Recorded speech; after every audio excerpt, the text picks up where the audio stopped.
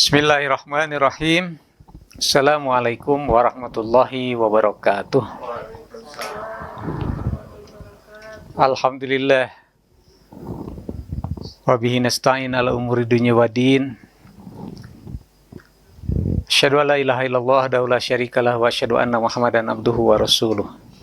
Allahumma sholli ala sayyidina Muhammadin khatamil anbiya'i wal mursalin wa ala alihi thayyibin thahirin wa ashabil muntajabin. Amma ba'du. Kembali lagi malam ini kita lakukan pengajian keluarga yang kesekian kalinya. Pada malam ini kita memiliki waktu yang sangat istimewa karena bertepatan dengan malam nisfu Sya'ban, pertengahan bulan Sya'ban, yang sebentar lagi akan mengantarkan kita ke bulan Ramadan. Malam nisfu Sya'ban bagi sebagian umat Islam adalah malam yang sangat istimewa, yang dimana malamnya itu tidak boleh dilewatkan, yang mana di malamnya itu harus dilakukan ihya'ul lail, menghidupkan malamnya. Dan cara menghidupkan malam itu bisa dengan berbagai hal. Ada yang menghidupkannya dengan membaca Al-Quran, melantunkan doa-doa, melaksanakan sholat-sholat sunat, dan lain sebagainya. Atau juga salah satunya adalah menyelenggarakan majelis ilmu. Itu adalah sesuatu yang tidak kalah pentingnya, majelis ilmu itu. Juga misalnya ada sebagian yang pada malam ini mereka bersedekah, baik itu berupa rezeki mereka yang berupa materi, atau mungkin apa saja. Karena pada prinsipnya sedekah itu adalah kullu ma'rufin sedekah. Segala sesuatu kebaikan itu adalah sedekah. Kita melakukan kebaikan-kebaikan itu adalah sedekah. Nah, sebagian dari kaum muslimin yang lain, mereka menolak bahwa pada malam nisfu Sya'ban itu ada amalan-amalan tertentu. Dan bagi mereka mungkin tidak ada keistimewaan apa-apa. Ini hanya sebuah malam biasa saja. Nah, kita tidak akan membicarakan tentang masalah malam nisfu Sya'ban itu. Kita hanya bertabaruk saja. Kita mengambil berkah pada malam ini saja untuk melanjutkan pengajian keluarga kita berikutnya. Pada malam sebelumnya kita sudah membicarakan bahwa dalam sebuah hadis Allah Subhanahu wa taala melalui Rasulullah sallallahu alaihi wasallam, kata Rasulullah, tafakkaru fi khalqi. Itu hadis qudsi Allah melalui Rasulullah. Tafakkaru fi khalqi. Tafakkaru fi khalqi wala tafakkaru fi zati. Janganlah kalian berfikirlah kalian tentang ciptaanku, dan janganlah kalian berfikir tentang zatku.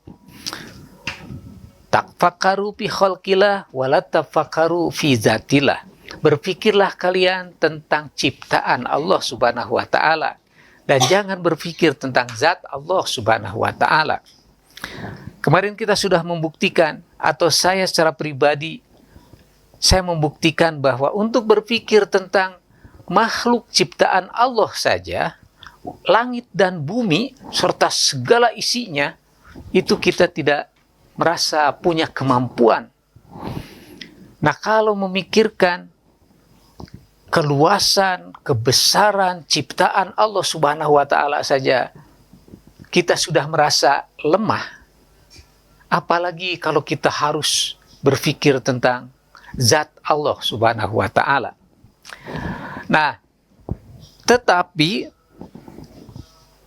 pasti sajalah bahwa kita ini tidak lepas dari berpikir tentang Tuhan. Nah, cuma yang harus menjadi perhatian kita sekali lagi, bahwa Tuhan dan ada pemahaman kita tentang Tuhan. Nah, apa-apa yang kita pahami tentang Tuhan itu bukan Tuhan, itu pemahaman kita terhadap Tuhan. Nah, sehingga kemudian sekali lagi kita punya pertanyaan, Tuhan yang mana yang selama ini kita ibadahi itu, kita sembah itu? Apakah Tuhan yang sejati yang menciptakan kita, atau Tuhan yang ada dalam pikiran kita? Nah, sangat berbahaya kalau kita kemudian terjebak kepada pemujaan terhadap pikiran kita tentang Tuhan. Jangan-jangan itu malahan adalah kita menyembah hawa nafsu kita sendiri. Di dalam Al-Quran, ada ayat Al-Quran yang mengatakan, Aro'aita manittakhadha ilahahu hawahu. Tidakkah engkau melihat ada manusia yang menyembah hawa nafsunya?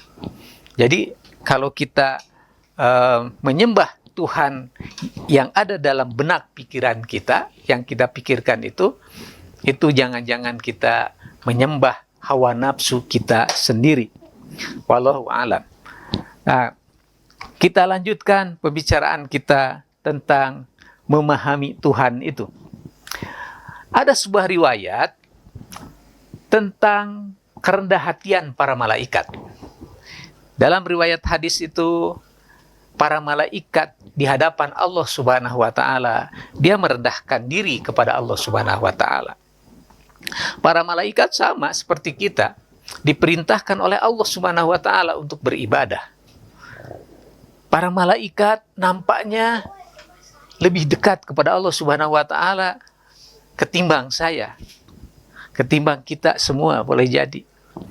Tapi para malaikat yang begitu dekat dengan Allah Subhanahu wa taala itu, dia mengucapkan kepada Allah Subhanahu wa taala, Ya Allah,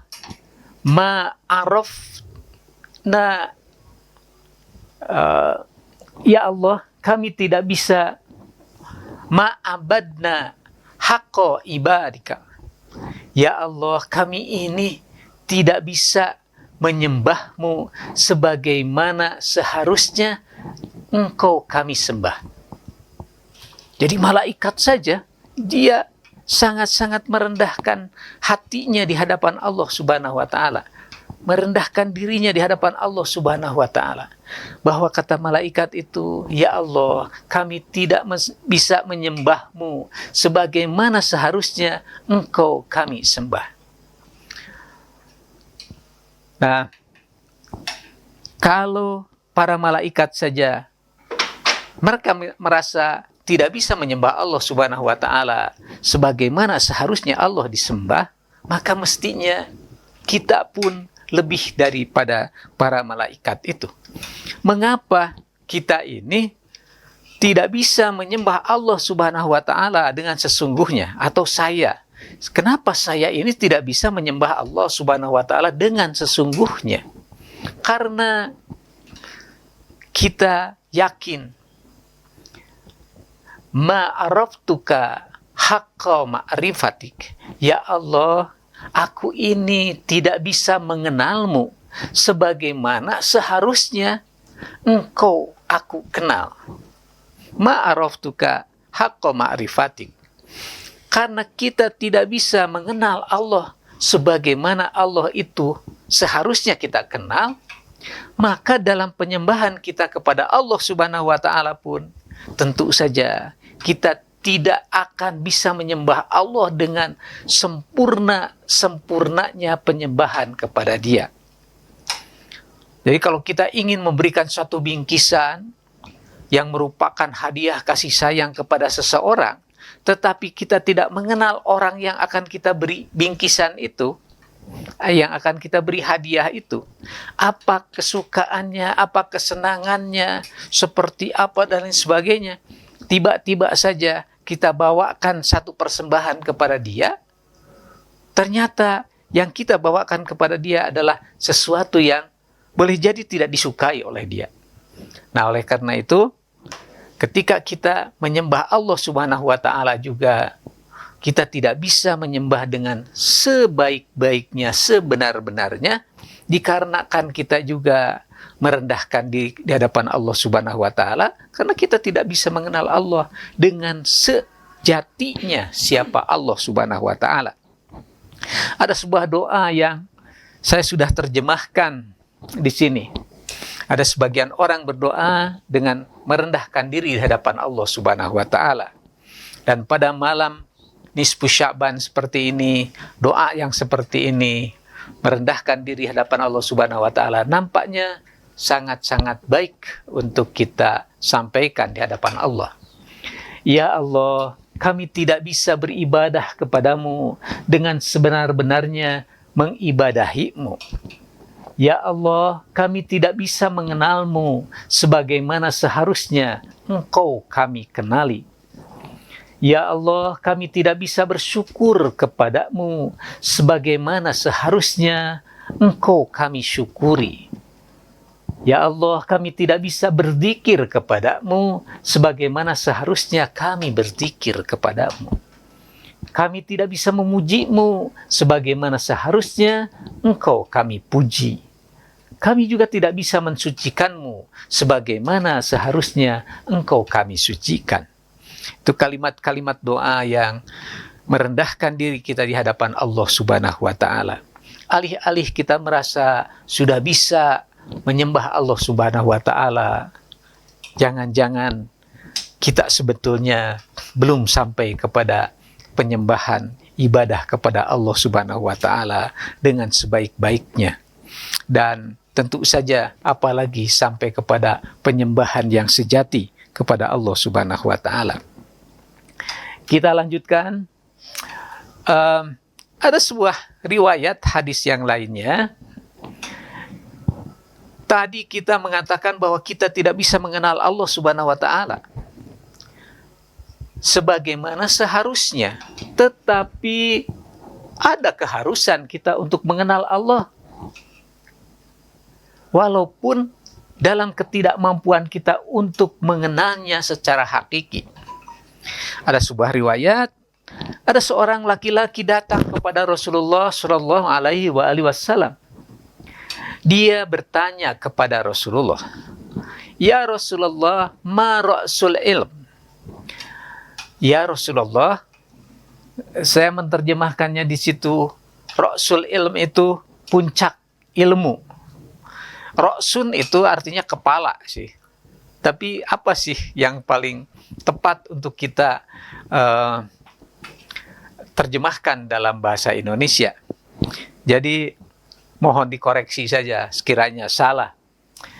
Di sini saya menerjemahkannya itu dengan puncak ilmu, ra'sul ilm. Apa puncak ilmu itu ya Rasulullah? Kemudian Rasulullah menjawabnya. Puncak ilmu itu, kata Rasulullah, adalah mengenal Allah dengan sebenar-benarnya pengenalan. Dengan sebenar-benarnya pengenalan. Orang itu, dia masih kebingungan. Apa ya Rasulullah yang dimaksud dengan sebenar-benarnya pengenalan itu? Kemudian Rasulullah menjawab lagi, hendaknya engkau mengenalnya tanpa pemisalan. Jadi kata Rasulullah, kalau kita mengenal Allah itu tidak boleh mengenal Allah itu dengan pemisalan dan penyerupaan. Jadi kita tidak boleh mengenal Allah itu dengan pemisalan, tidak boleh dengan penyerupaan. Engkau mengenalnya sebagai Tuhan yang satu, Sang Pencipta, yang Maha Kuasa, yang awal dan yang akhir, yang lahir dan yang batin. Tidak ada yang setara dengannya, tidak ada yang semisal dengannya. Bayangkan, bagaimana kita harus mengenal Allah itu dengan sebenarnya itu. Kata Rasulullah, tidak boleh ada pemisalan kepada Allah itu. Tidak boleh ada penyerupaan kepada Allah Subhanahu wa Ta'ala itu. Jadi misalnya kita saya misalnya waktu masih kecil itu, karena kakek saya adalah petani yang biasanya kalau di musim-musim kurang air, petani itu dia menyiram tanaman memakai orang Sunda menyebutnya itu emrat. Jadi kucuran air yang seperti hujan, yaitu pakai alat yang kucuran airnya itu seperti hujan. Nah, ketika hujan, dari langit turun air yang seperti oleh kakek saya itu disiramkan ke tanaman-tanaman. Dan saya membayangkan bahwa di langit itu Tuhan sedang menyebor bumi ini, memakai. Dan saya membayangkan waktu kecil Tuhan itu adalah sebuah sosok seperti manusia. Nah, itu pemisalan dan penyerupaan. Di dalam Al-Quran dikatakan bahwa Allah itu laisa kamislihi syai'un. Allah itu berbeda, tidak sama dengan apapun. Nah, jadi saya harus menafikan sekarang ini kalau ada bayangan Tuhan itu seperti pemisalan-pemisalan dan penyerupaan-penyerupaan itu. Di dalam Al-Quran disebutkan bahwa Allah itu memiliki tangan. Yadullah fauqa aydihim. Saya tidak boleh membayangkan bahwa Allah itu punya tangan seperti kita. Nah, betapa sulitnya. Bagaimana kita membayangkan Allah Subhanahu wa Ta'ala itu.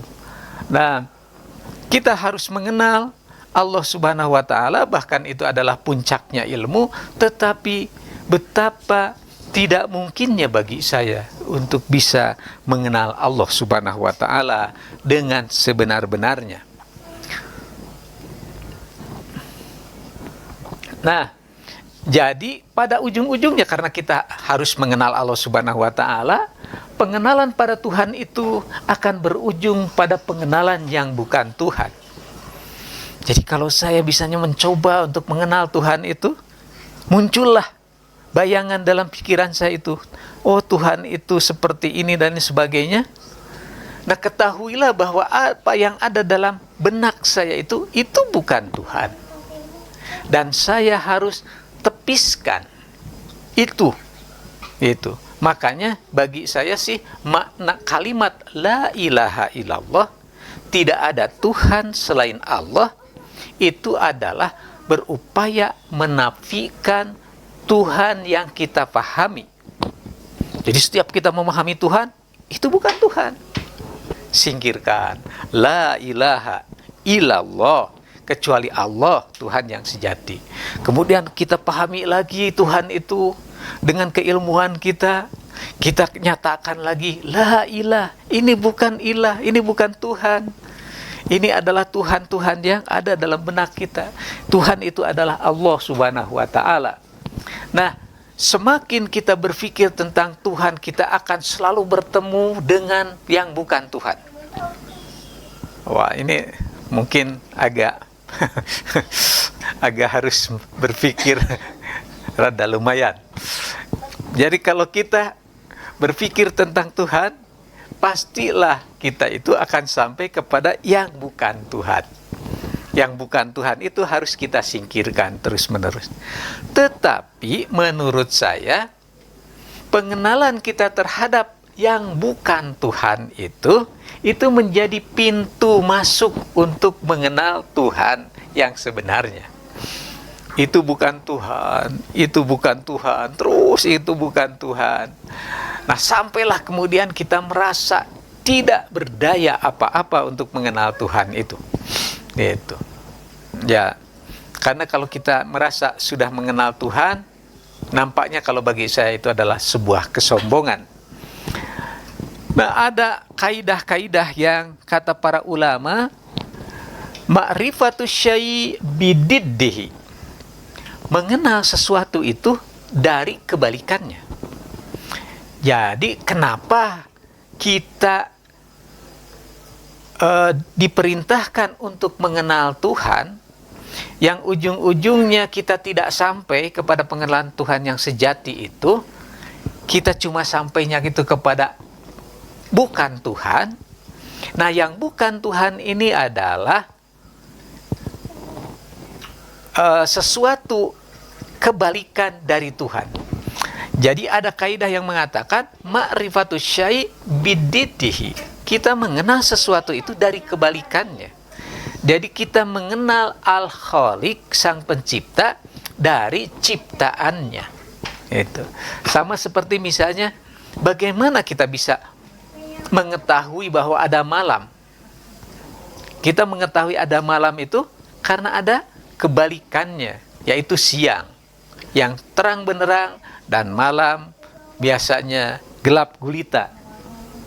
Bagaimana kita bisa mengenal ada besar kalau kita tidak mengenal ada yang kecil? Nah, kita bisa mengenal yang besar itu karena kita membandingkan dengan yang kecil itu. Tapi katanya kalau siang dan malam itu kita bisa mengatakan mungkin itu sesuatu yang kebalikannya. Tapi kalau misalnya cahaya dan kegelapan, nah itu bukan kebalikannya. Cahaya itu tidak ada kebalikannya. Ada itu kebalikannya bukan tidak ada. Nah, ini tidak usah kita bicarakan di sini karena akan membuat kita agak pening. Kita lanjutkan saja. Nah, karena kita berusaha untuk mengenal Allah Subhanahu wa Ta'ala, maka kemudian usaha orang untuk mengenal Allah Subhanahu wa Ta'ala tuh melahirkan pemikiran-pemikiran. Misalnya, ya saya teringat akhir-akhir ini karena dengan adanya virus corona ini, ada sebagian orang yang sepertinya dia berfaham Jabariyah. Apa paham Jabariyah itu? Secara mudahnya, paham Jabariyah itu bahwa kita ini adalah manusia-manusia yang sudah disetting oleh Allah Subhanahu wa Ta'ala. Sudah pre-program. Sama seperti robot. Jadi kita menjalani hidup ini bukan karena keinginan kita. Itu hanya semata-mata menjalankan keinginan Allah Subhanahu wa Ta'ala saja. Jadi kalau kita berbuat baik, ya itu memang keinginan Allah. Kalau kita berbuat buruk, ya itu keinginan Allah juga. Saya berduduk di sini dan saya berbicara, ini bukan keinginan saya. Ini adalah keinginan Allah Subhanahu wa Ta'ala. Sayanya sendiri tidak bisa apa-apa. Itu. Jadi semuanya sudah disetting oleh Allah Subhanahu wa Ta'ala. Kita sudah ditakdirkan bahwa kita harus seperti ini, pada hari ini melakukan ini, esok melakukan apa, pada jam sekian kita melakukan apa. Itu sudah settingan Allah Subhanahu wa Ta'ala. Ya kira-kira paham Jabariyah itu seperti itu. Nah, sehingga kemudian ketika ada wabah corona di Indonesia, ada sebagian orang yang mereka mengatakan, saya tidak takut dengan corona. Itu. Saya hanya takut kepada Allah saja. Tidak takut kepada apapun, kecuali kepada Allah saja. Begitu, kata mereka. Karena apa yang sudah ditakdirkan oleh Allah Subhanahu wa Ta'ala, ya sudah terjadi takdirnya. Jadi kalau kita menentang arus, atau misalnya, ya apapun yang kita lakukan, kalau Allah tidak menghendaki terjadi, ya tidak akan terjadi. Kalau kita masuk ke dalam sebuah masyarakat yang terkena wabah di situ, kalau Allah tidak menakdirkan kita untuk terkena penyakit itu, kita tidak akan terkena penyakit. Sebaliknya, kalau kita diam di rumah pun, kalau Allah menakdirkan kita terkena penyakit, tetap aja kita akan terkena penyakit. Ya kira-kira seperti itulah. Nah, di luar itu ada yang kebalikannya yang disebut dengan faham Qadariyah. Faham Qadariyah, mereka berkeyakinan bahwa setelah Allah menciptakan kita itu, Allah sudah tidak lagi berperan terhadap kehidupan kita. Semuanya ada dalam kendali kita. Ya, kita tidak bisa berbicara itu terlalu jauh. Jadi ada dua ekstrim. Nah, sementara di tengah-tengah itu ada yang berpaham di antara keduanya. Bahwa ada yang kita tidak bisa melawan takdir Allah Subhanahu wa taala, atau kita sudah ditakdirkan oleh Allah Subhanahu wa taala dan itu tidak bisa kita ubah. Dan di sisi lain ada takdir-takdir yang bisa kita pilih, takdir-takdir yang bisa kita ubah. Itu.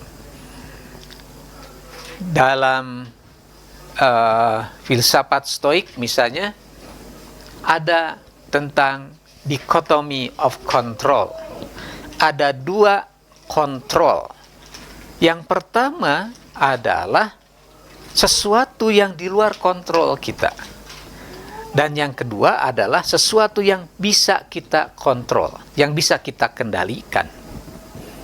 Nah, misalnya ketika kita dilahirkan dari orang tua kita sekarang ini, itu adalah takdir yang tidak bisa kita rubah. Tetapi misalnya mau menjadi apa kita ini, itu ada usaha kita yang bisa kita kendalikan. Pikiran kita itu adalah sesuatu yang bisa kita kendalikan. Nah,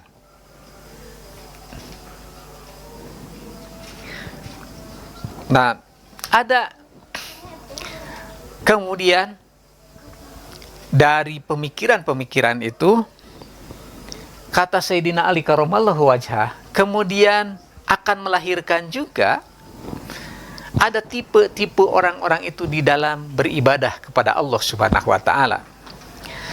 Kata Sayyidina Ali, inna qauman abadullaha rogbatan fatilka ibadatut tujar wa inna qauman abadullaha rohbatan fatilka ibadatul abid wa inna qauman abadullaha syukron faulaika fatilka ibadatul ahror. Jadi ada 3 kelompok, kata Sayyidina Ali, yang menyembah Tuhan itu. Ada 3 tipe.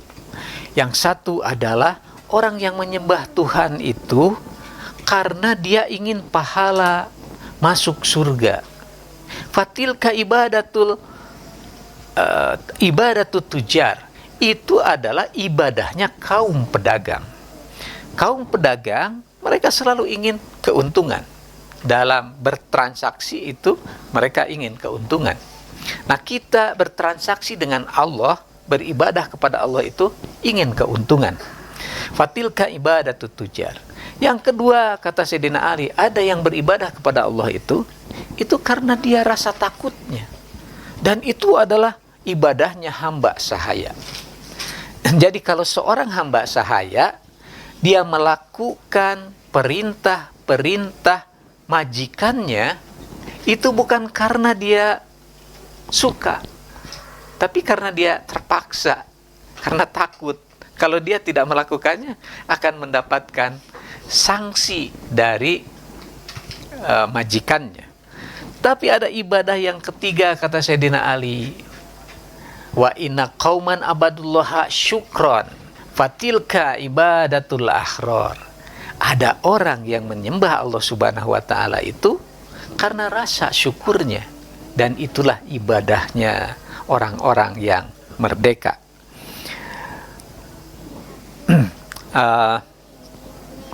Saya lanjutkan sedikit lagi. Ada orang yang menyembah kepada Allah Subhanahu wa taala itu karena rasa takut mereka. Pantaskah Allah yang Maha Kasih dan Maha Sayang itu kita takuti? Ada sebuah cerita anak-anak TK. Katanya ini diceritakan oleh salah seorang dosen yang pernah saya baca artikelnya di sebuah harian. Di dalam artikel itu, di di meja kerjanya, yang kemudian dia mendengar, katanya ada anak-anak TK yang masuk beserta ibu gurunya ke taman di depan rumahnya. Nah, si dosen ini dia membayangkan sebentar lagi dia akan mendengarkan angelic voices, akan mendengarkan suara anak-anak yang indah itu. Mungkin mereka bernyanyi dan lain sebagainya. Lama-kelamaan katanya ditunggu-tunggu kok nggak ada suara anak-anak itu. Yang tiba-tiba terdengar adalah suara ibu gurunya. Ibu gurunya bertanya kepada anak-anak TK itu, siapa di antara kalian yang tadi subuh sholat subuh? Gimana kira-kira jawaban anak-anak TK itu? Anak-anak TK itu dia mengatakan, saya bu, semuanya. Mereka serempak, saya bu. Tapi si ibu gurunya tahulah bahwa si anak-anak itu dia tidak sholat subuh. Itu. Makanya si ibu gurunya itu tanya lagi, benar gak kamu tadi subuh itu sholat subuh? Nah, barulah kemudian anak-anak itu mereka terdiam. Tapi apa katanya yang kemudian terdengar lagi dengan suara lantang itu? Kata si ibu gurunya, kalau kamu tadi tidak sholat subuh, ayahmu tidak sholat subuh, ibumu tidak sholat subuh, maka kalian akan digiring ke dalam neraka. Gitu kata si ibu gurunya. Padahal anak TK itu boleh jadi dia belum punya kewajiban untuk sholat subuh. Gitu. Nah, si dosen yang dia sedang berada di meja kerjanya itu dia terperanjat. Masya Allah katanya, sekiranya saya punya anak di TK itu, pada saat itu juga saya akan keluarkan dari TK itu.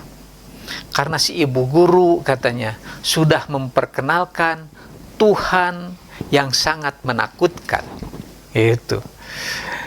Saya juga dulu misalnya waktu kecil itu banyak sekali para ustadz itu yang mengajar ngaji saya itu dengan menakut-nakuti saya dengan neraka dan lain sebagainya.